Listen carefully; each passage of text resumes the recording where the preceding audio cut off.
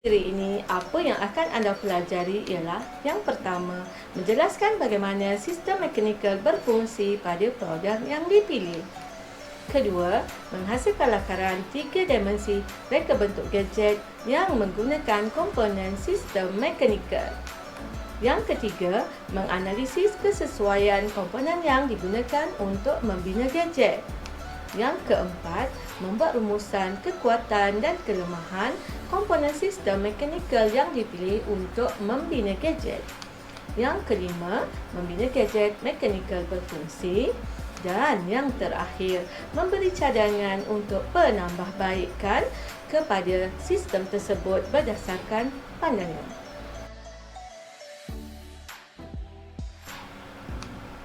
Cikgu Is rasa murid-murid masih ingat lagi bagaimana kita menganalisis komponen mekanikal yang terdapat pada sebuah basikal pada siri yang lepas. Apakah agaknya antara komponen-komponen mekanikal yang terdapat pada sebuah basikal? Siapa masih ingat? Perhatikan basikal ini. Apakah agaknya komponen mekanikal yang ada pada bahagian-bahagian basikal ini? Bagus. Masih ingat lagi. Baiklah, yang pertama ialah rantai. Yang kedua ialah tuas. Dan yang ketiga ialah galas berbola.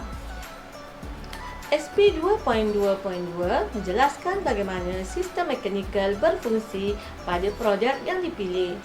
Pernah lihat tak produk ini? Cikgu Is rasa murid-murid pernah menggunakan kunci selak yang terdapat pada pintu. Ini ialah kunci selak. Apakah komponen mekanikal yang terdapat pada kunci ini? Bagus, komponen mekanikal yang terdapat pada kunci selak ialah gelongsor. Cuba perhatikan bagaimana sistem mekanikal ini berfungsi pada kunci selak. Perhatikan gerakan mula iaitu input, proses iaitu kawalan dan juga output iaitu gerakan akhir yang membuatkan sistem mekanikal ini berfungsi sebagai gelongsor. Mari kita analisis bersama-sama. Tahap penguasaan 1 mengetahui nama komponen mekanikal dan fungsinya yang terdapat dalam sesuatu produk. Tahap penguasaan 2 pula menerangkan sistem mekanikal yang terdapat dalam gadget yang dipilih. Baiklah, gadget yang dipilih ialah kunci selak. Mari kita sama-sama perhatikan bagaimana setiap bahagian berfungsi. Bahagian yang pertama ialah tuil penolak. Tuil penolak dilekatkan bersama batang pengunci. Bahagian ini berfungsi untuk mengunci daun dan jenang pintu. Jadi inilah gerakan mula yang dikenali sebagai input. Bahagian yang kedua ialah perumah. Perumah menempatkan batang pengunci. Fungsinya membolehkan batang pengunci menggelongsor. Inilah bahagian proses iaitu kawalan. Bahagian yang ketiga ialah perumah pengunci. Perumah pengunci dipasang pada jenang pintu. Ianya berfungsi sebagai bahagian output iaitu gerakan akhir. Ianya berfungsi memegang batang pengunci apabila ianya menggelongsor. Seterusnya ialah batang pengunci. Batang pengunci menggelongsor di dalam perumah. Fungsinya masuk ke dalam perumah pengunci bila tuil ditolak. Dan bahagian yang terakhir ialah tapak. Tapak dipasang pada daun pintu. Fungsinya memegang daun pintu. Baiklah murid-murid, paparan ini ialah mengenai fungsi bagi setiap bahagian yang terdapat pada kunci selak yang Cikgu Is baru terangkan sebentar tadi. SP 2.2.3 menghasilkan lakaran 3 dimensi reka bentuk gadget yang menggunakan komponen sistem mekanikal yang dipilih. Baiklah murid-murid, masih ingat tak lagi bagaimana langkah-langkah melakar lakaran 3 dimensi? Baiklah, jom kita lakar sama-sama gadget ini. Agaknya apa gadget yang nak dibuat ya? Cikgu rasa cikgu nak buat alat pengutip sampah mekanikal. Ya, menggunakan komponen mekanikal gelongsor yang baru saja kita bincangkan bersama. Fungsi pengutip sampah mekanikal ini ialah mengutip sampah di ruang yang sempit. Jom kita lakar sama-sama. Apabila melakar, murid-murid perlu pastikan ianya dalam bentuk 3 dimensi dan ianya perlu diwarnakan dan dilabelkan. Jangan lupa rendering mesti dibuat. Baiklah, labelkan setiap bahagian-bahagian yang terdapat pada gadget tersebut. Seterusnya, perlulah ditulis apakah antara elemen yang terdapat pada lakaran tersebut. Pada lakaran ini, cikgu telah memilih elemen yang terdapat pada gadget ini ialah garisan, rupa dan bentuk. Manakala prinsipnya pula ialah keseimbangan. Ingat ya murid-murid, setiap lakaran mesti dilakar dalam bentuk 3 dimensi, dilabelkan, diwarnakan dan ada dimensinya, iaitu ukurannya dan mempunyai rendering. Jangan lupa dituliskan elemen dan juga prinsip yang terdapat pada lakaran tersebut. SP 2.2.4 menganalisis kesesuaian komponen yang digunakan untuk membina gadget. Tahap penguasaan 5 memberi justifikasi kepada komponen sistem mekanikal yang dipilih. Baiklah, pergerakan mekanikal yang terdapat pada gadget ini ialah di mana komponen mekanikal yang dipilih ialah gelongsor. Perhatikan sama-sama bagaimana ianya berfungsi.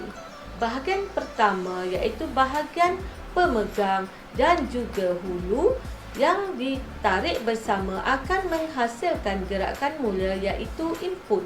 Bahagian kedua iaitu tuil penarik dan juga spring akan bertindak balas dinamakan bahagian proses, dan ianya akan mengawal bahagian yang ketiga iaitu perumah dan juga mata pengutip sampah akan ditarik bersama dipanggil sebagai output.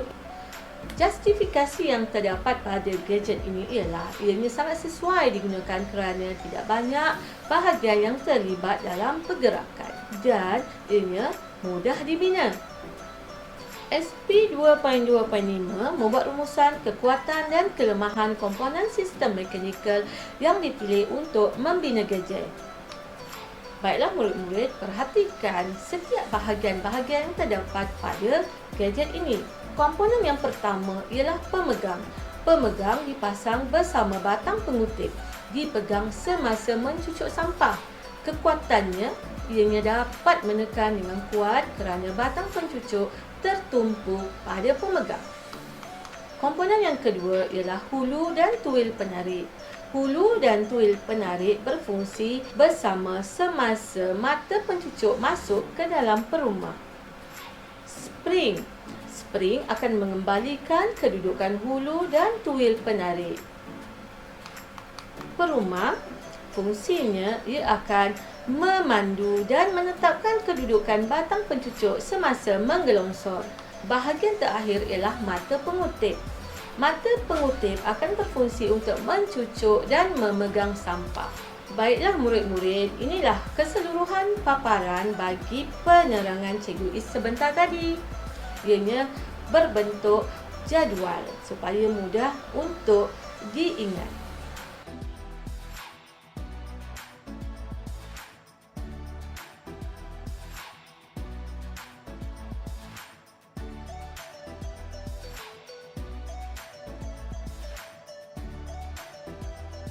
SP 2.2.6 membina gadget mekanikal berfungsi.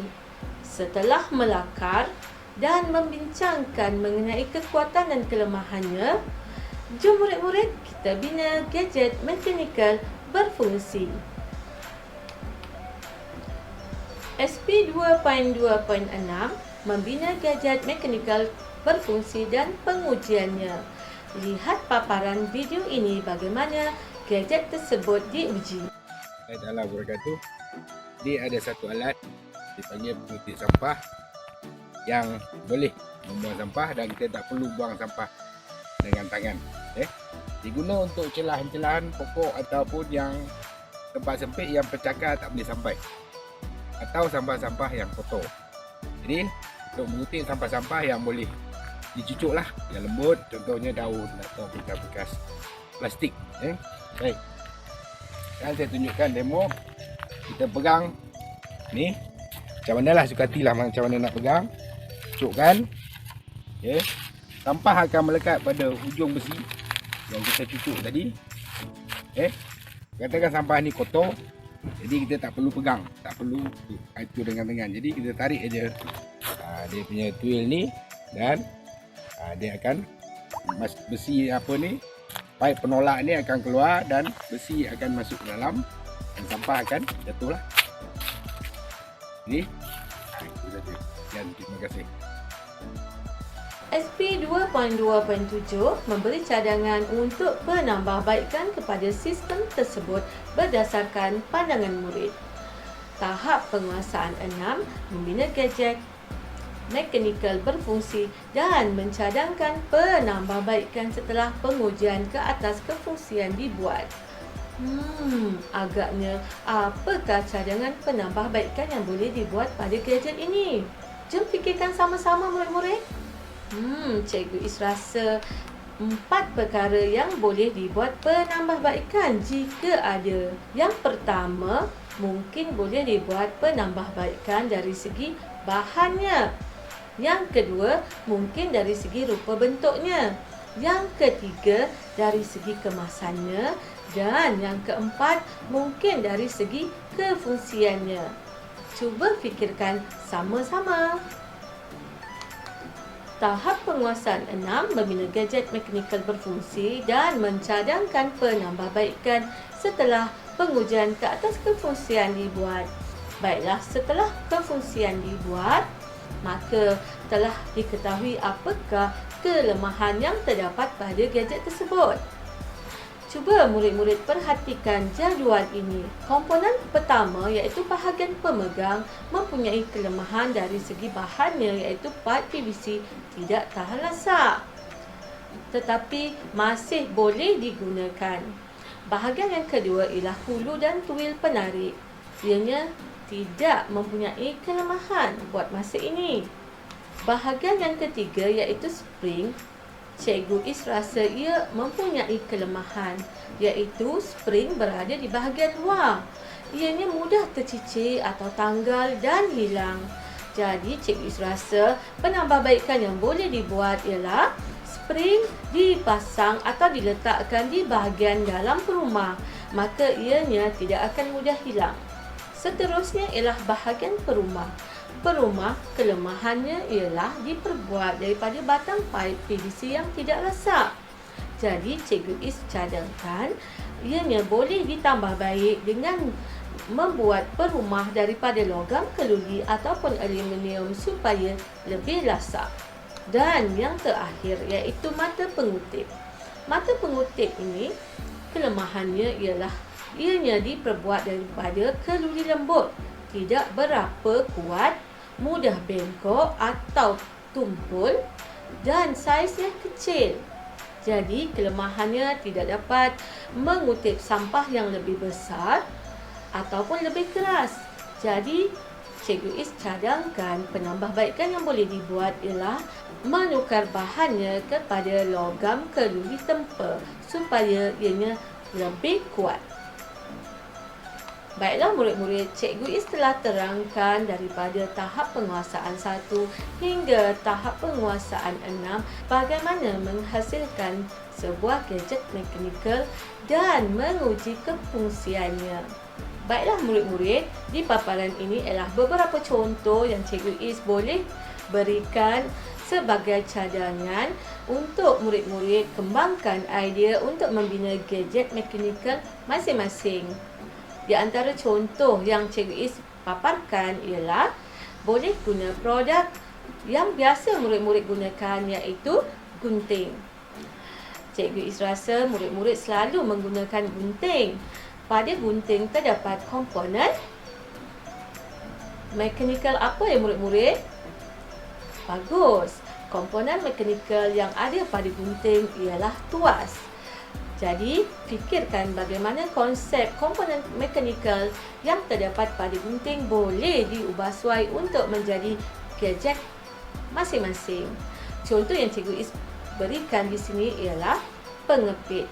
Jadi, pengepit ini boleh diperbuat daripada dawai kasar atau rod keluli lembut dan paku kecil. Manakala alatan yang diperlukan ialah mesin gerudi, ragam meja dan tukul bonggol bulat. Terdapat dua lagi jenis produk yang Cikgu Is paparkan. Baiklah, Cikgu harap Cikgu Is telah dapat berikan sedikit idea untuk murid-murid membina gadget mekanikal masing-masing. Semoga berjaya membina gadget dan memikirkan penambahbaikan jika ada pada gadget tersebut. Sehingga berjumpa lagi di siri yang akan datang.